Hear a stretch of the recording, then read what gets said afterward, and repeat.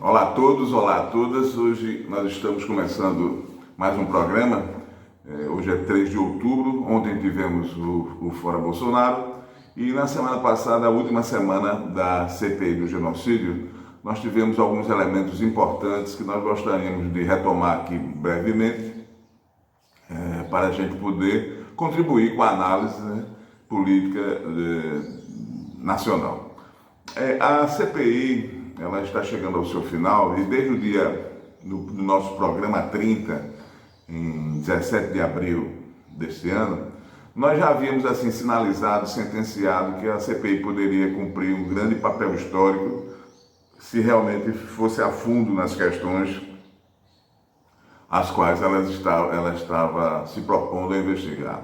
Uma vez que nem a Procuradoria-Geral da República, nem a Polícia Federal estavam fazendo o seu papel de ir atrás das evidências de crime, de descaso, de malfeitos do governo federal em relação ao combate à pandemia. E, de fato, a CPI começa a concluir os seus trabalhos e a nossa sentença, a nossa previsão se comprova. O trabalho que a CPI do genocídio prestou à democracia brasileira foi um trabalho histórico, vai ficar realmente registrado na história, porque conseguiu penetrar os porões do submundo do governo federal e detectar aquilo que ela se propôs enquanto tese. Primeiro, desvendar o negacionismo que estava por trás da ação do governo federal, mas depois ela entrou num âmbito ainda um pouco mais profundo, num submundo ainda mais sujo, ainda mais fétido, em relação às intencionalidades que o governo tinha, entre as quais a questão da corrupção. Isso daí foi um dado altamente importante para que a gente possa desmascarar toda a mentira sobre a qual esse governo se montou, se erigiu. E, além da corrupção, a questão da criminalidade, a questão do genocídio, a questão da necropolítica, que está no bojo da filosofia política desse governo. Então, os depoimentos que nós vimos nesta última semana de setembro são realmente assim, fecham com chave de ouro e concluem, mostram realmente que esse governo está voltado para um tipo de ação política nefasta. A gente pode chegar a dizer, comparando com a história, de teor nazifascista, e que, logicamente, a CPI do genocídio, coube à CPI do genocídio um papel muito importante e fundamental para desmembrar esse castelo de areia montado pela mídia e pelos setores golpistas que tomaram o poder, que assaltaram o poder desde 2016. E nesse sentido, como contribuição para a nossa comunidade aqui do nosso canal 4 houve também no dia 30 uma entrevista que o senador Rogério Carvalho concedeu ao jornalista Luiz Costa Pinto, e que eu retirei um trecho dele para que a gente possa entender pelas palavras abalizadas, autorizadas do senador, que é membro da Comissão Parlamentar de Inquérito do Genocídio. Ele faz um breve resumo em poucos minutos, 2 ou 3 minutos, do que realmente foi essa trajetória e a importância histórica daquilo que a CPI conseguiu produzir em termos de provas, tanto testemunhais como documentais, objetivas, concretas, da podridão que está por trás desse governo bolsonarista. Vamos lá agora dar uma olhada naquilo que o senador Rogério de Sergipe, do PT de Sergipe, nos diz de uma forma muito contundente, muito límpida e muito objetiva. Olha, Luiz, eu tenho clareza de que a CPI colocou para toda a sociedade brasileira o que aconteceu no Brasil ao longo de toda a pandemia. Nós conseguimos mostrar que o presidente da República, na prática, ele não combateu a pandemia, ele, na verdade, agiu para expandir o contágio, e isso para conseguir a tal da imunidade de rebanho, que é a imunidade de toda a população, ou da maior parte da população, adquirida de forma natural, que significa dizer a partir do contágio, a partir das pessoas se infectarem, né, naturalmente. Então, essa foi uma medida que ele adotou, e ele adotou isso quando ele disse que era uma gripezinha, quando ele estimulou a aglomeração, quando ele mesmo aglomerou, quando ele proibiu o uso de máscaras, quando ele negligenciou o uso da vacina, quando ele proibiu que medidas restritivas fossem adotadas. Então, tudo isso contribuiu para que a população incorporasse um comportamento de risco. Mas, além disso, o próprio presidente propôs tratamentos ineficazes, sabidamente ineficazes. Ou seja, ele defendeu a ivermectina, a cloroquina, tratamento precoce e tratamento com essas drogas, antes, durante e na fase grave da doença, ele defendeu o uso dessas substâncias. Então, ele passou a ideia de que a população estaria protegida, e essa proteção geraria um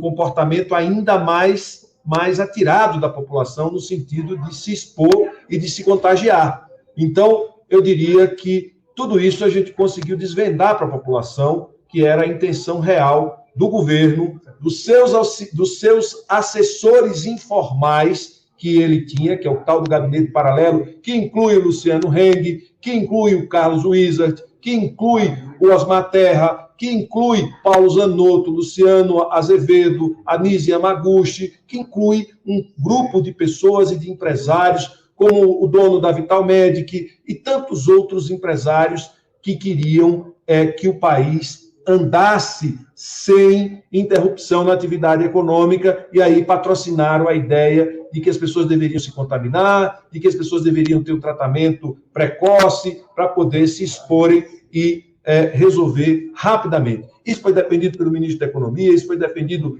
pelo diretor de políticas econômicas do Banco Central, tudo isso foi feito. Além disso, que é para mim o mais grave de tudo, porque isso levou à morte de pelo menos 300 de milhares de brasileiros, mais de 300 mil brasileiros morreram por causa do atraso da vacina e por não adoção de medidas restritivas eficazes, e a gente foi fazendo isolamentos mais ou menos por conta da interferência do presidente da República, ou seja, ele não coordenou, ele não deu conta disso. Além disso, a gente tem a transformação de Manaus num laboratório com seres humanos, numa cidade, em toda a população de uma cidade que foi a população de Manaus. Quando o governador decretou o lockdown, ele manda a Carla Zambelli, o filho dele, o Eduardo Bolsonaro e o Osmar Terra, para mobilizar e instigar a população a não aceitar o lockdown. E, na sequência, vai a Mayra Pinheiro para fazer tratamento precoce quando as pessoas estavam morrendo sem oxigênio, já com a explosão de uma segunda onda. Agora a gente revela que a Prevent Senior, que era a grande referência no tratamento da Covid-19, na prática, tinha autorização para matar, dada pelas relações da Prevent Senior com esse gabinete paralelo, com falas do Pedro Batista dizendo que ninguém iria fiscalizar eles porque eles tinham uma aliança com o governo. Portanto, eles se sentiam autorizados a matar. E aí fizeram testes terapêuticos com células tronco, com ozônio, com heparina inalatória, fizeram vários testes terapêuticos, coisas que a gente viu na Segunda Guerra Mundial, mudaram, a paciente entrava com um diagnóstico de Covid e morria quando ia para o atestado de óbito, não era Covid. O paciente que estava em UTI, eles colocavam em cuidados paliativos. Cuidados paliativos são para pacientes com doenças degenerativas sem retorno. Os pacientes de Covid são pacientes com doença inflamatória aguda, com possibilidade de reversão. Então, eles faziam isso independente do estado clínico do paciente. e agora Brusque, que ontem, com o Luciano Heng, a gente descobriu que também foi feito esse experimento em toda a população da cidade de Brusque, patrocinada pelo Luciano Heng, que deixou que alterasse o prontuário da senhora, sua mãe, certo? Para poder proteger o governo e proteger a Prevent Senior. Então, a gente está diante aí de uma saraivada de crimes cometidos pelo governo, pelo presidente. Quando eu falo pelo governo, são pelos agentes de governo, pelo presidente e pelo seu gabinete paralelo. O blog do Brasil 247, logicamente em cima daquilo que o senador colocou, nós fizemos um breve artigo que chamamos de Avanci Brasileira e o seu projeto de extermínio da população brasileira, logicamente a partir desses dados coletados pela CPI nessa semana final de setembro. Agora, existe uma questão que talvez a gente também precise pensar e precise ver de que forma a gente precisa articular no nosso dia a dia de sujeitos, de atores políticos, é que, não obstante todos esses dados, todos esses meses em que a CPI foi apurando, penetrando, aprofundando no submundo do governo federal bolsonarista, não obstante isso, as pesquisas do Poder Data e do IPESP mostram ainda que Bolsonaro tem 30% de intenções de voto há um ano da eleição, isso sem ele fazer nenhum tipo de ação, manobra ainda mais efetiva, mais determinada em busca da sua reeleição. Isso é um dado que nos preocupa. E, logicamente, alguns analistas têm apresentado vários elementos de análise, analisado várias das forças que dão sustentação ao bolsonarismo, como o capital financeiro, como o capital agrário, como o partido militar. No caso do partido militar, o coronel Pimentel, coronel da reserva, e o Piero Leiner, eles apresentam um trabalho muito consistente e continuado sobre como o partido militar dá o suporte para Bolsonaro sendo esse diversionista, para poder fazer com que as teses do partido militar sejam colocadas em prática.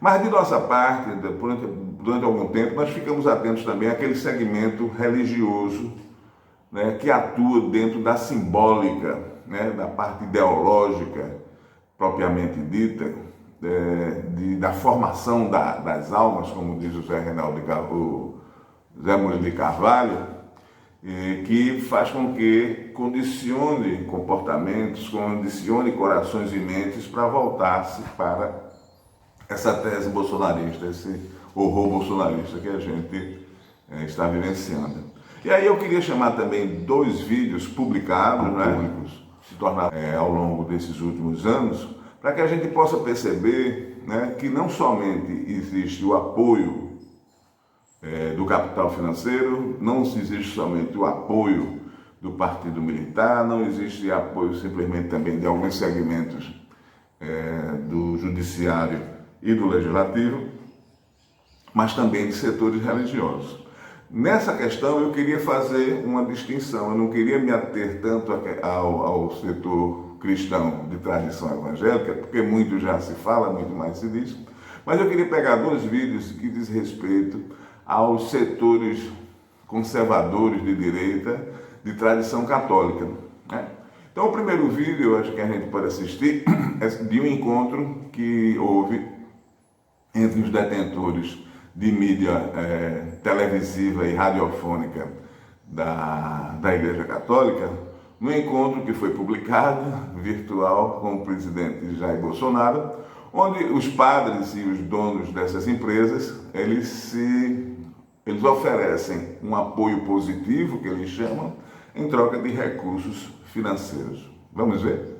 Presidente, como veículo de comunicação católico, nós sentimos a necessidade de criarmos uma proximidade maior com a Secretaria de Comunicação da Presidência da República, para que possamos estar unidos numa pauta mais positiva das ações do governo em atenção às necessidades da Igreja Católica e a nossa realidade é uma realidade muito difícil e desafiante, porque trabalhamos com pequenas doações, trabalhamos com baixa comercialização e dentro dessa dificuldade estamos aí precisando mesmo de um apoio maior por parte do governo para que possamos continuar comunicando a boa notícia e também levando ao conhecimento da população, que é a ampla maioria desse país, que é a população católica, principalmente nesse tempo de pandemia, que está ligada nos veículos de comunicação, ligada nas nossas televisões,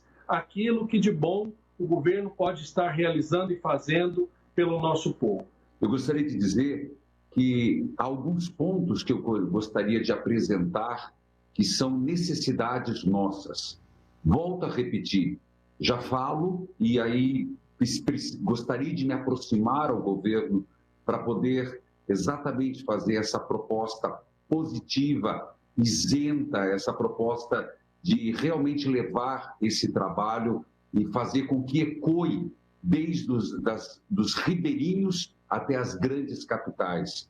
A grande esperança para nós, veículos de comunicação da Igreja Católica, que nós temos a missão de fazer uma programação ética, uma programação de verdade, uma programação que valoriza a família. Portanto, presidente, nós temos muito em comum. Nós acreditamos na transformação da sociedade pela comunicação, presidente. E é por isso que nós precisamos do seu apoio. Nós precisamos que aquilo que o senhor sempre disse, que é prestigiar os veículos de comunicação que dão valor às famílias, que dão valor aos costumes, que dão valor à vida, possam ser prestigiados verdadeiramente, presidente. Nós confiamos que isto vai acontecer. E por isso mesmo, presidente, nós pedimos que o senhor nos apoie, todos os veículos de comunicação da igreja. Presidente, nós chegamos hoje em todas as capitais brasileiras. Nós somos a Rede Vida, a quarta maior rede de televisão digital do país. Nós chegamos a mais de 120 milhões de brasileiros. Nós podemos ver, como disse o dono aí, o CEO da Rede Vida, em troca de uma mídia positiva voltada para os costumes, né? Costumes esses que ele não enuncia de uma forma mais destrinchada, de uma forma mais clara, mas em defesa desses costumes conservadores, eles oferecem uma mídia positiva, dita positiva, para o Jair Bolsonaro, em troca, logicamente, de recursos. Isso é a primeira questão estrutural que está dentro da conjuntura de apoio ao Jair Bolsonaro. Esses padres e donos de empresas televisivas, radiofônicas, eles estão comprometidos, né, com esse apoio a Jair Bolsonaro, numa troca, né, de favores e de recursos. Né? Isso daí são os interesses que se encontram, o interesse de uma visão conservadora, dentro de um poder da comunicação religiosa, cristã, e o interesse político bolsonarista, no primeiro vídeo. O segundo vídeo já não entra tanto na esfera de uma estrutura de peso econômica comunicativa da mídia televisiva e radiofônica católica, mas sobretudo na ação de povo, né?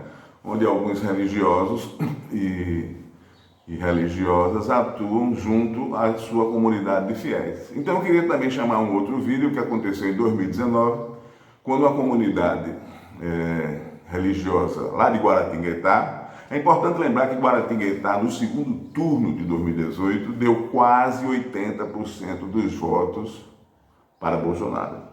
Quase 80% dos votos. Significa que, se a gente pensar, grosso modo, numa igreja, né, que tenha 100 fiéis, 80 desses fiéis católicos votaram em Bolsonaro no segundo turno, lá em Guaratinguetá. Então, isso é um dado que a gente gostaria de trazer para que a gente possa entender como é que essas forças estão se movendo e que a gente pense uma perspectiva que na eleição de 2022 não vai ser tão fácil, porque se de um lado existe uma estrutura simbólica, comunicativa, financeira, que atua a nível nacional, por outro lado existe uma ação também direta, né, corpo a corpo, dos religiosos superiores, desses presbíteros, desses pastores, e pastoras, vamos dizer assim, no caso das religiosas, junto ao seu gado religioso, junto ao seu rebanho religioso. Então nós vamos ver esse segundo vídeo para que a gente possa refletir de uma forma um pouco mais crítica em relação ao que significa esse apoio que Bolsonaro ainda detém de 30% dos votos atualmente, segundo a pesquisa do Poder Data e do IPESP. Vamos ver o segundo vídeo. O presidente Jair Bolsonaro foi recebido pelos jovens da Fazenda da Esperança na capela do Centro Masculino de Guaratinguetá com a música Prisma, que representa muito bem esta nova vida de recuperação.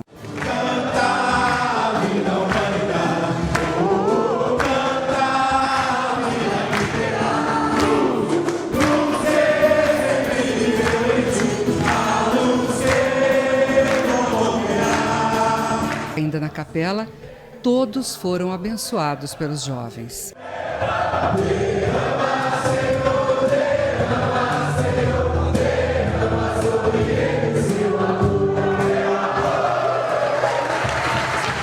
Depois dos momentos de graça que vivíamos dentro da capela aqui do Centro Masculino, o presidente Jair Bolsonaro, sua esposa e comitiva foram recepcionados pelas irmãs Clarissas aqui no Mosteiro Mater Christi. O Senhor esteja sempre contigo e que tu estejas sempre com ele. Sem dúvida foi um momento muito especial, um reconhecimento da parte política. Também fiquei tocado a sensibilidade com que ele tratou a SEMAS, que um dia tinha escrito uma carta para ele dizendo parabéns, prometendo as orações. Ele veio para agradecer. Se emocionou muito com a bênção que a SEMAS cantaram para ele. Foi um momento divino. Bom, eu espero que a gente com esse programa de hoje possa ter trazido elementos de análise, né? Aqui a crítica nunca é pessoal, nunca é voltada para uma pessoa ou para um sujeito, para um indivíduo, mas sobretudo para as estruturas, né? E para as forças que estão se movendo dentro de uma perspectiva daquilo que o Brasil possa vir a ser a partir de 2022, né?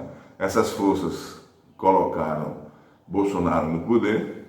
Logicamente, dentro do seu embate interno, algumas se consolidaram, outras caíram um pouco mais à margem, né? Por exemplo, Sérgio Moro, ele foi exonerado por Bolsonaro, quando na verdade ele é parte estruturante do golpe de 2016 e da eleição de Bolsonaro. Mas na disputa interna ele foi colocado para fora. Então também nessas forças, né, do ponto de vista econômico, militar, midiático e também religioso, esse embate ocorre pela disputa de poder dentro do governo Bolsonaro, e para que a gente possa entender também de que forma a gente precisa estar atentas para esse embate, e logicamente que a gente tenha condições de persuadir, né, amigos, amigas, companheiros, colegas, né, pessoas da nossa vizinhança, pessoas do nosso trabalho, para mostrar realmente a maldade que o bolsonarismo representa no Brasil, com os elementos, sobretudo, que a CPI do genocídio conseguiu objetivar de uma forma tão contundente e tão consistente, né, para a história do Brasil. Então eu agradeço mais uma vez a participação aqui junto ao nosso programa, e espero que realmente no mês de outubro possa vir a ter consequências um pouco mais concretas quanto àquilo que foi o Fora Bolsonaro de ontem, né, dia 2 de outubro, e logicamente com o relatório esperado, né, tão esperado pela população brasileira, que a CPI irá apresentar para a nação. Muito obrigado e até o próximo programa. Tchau.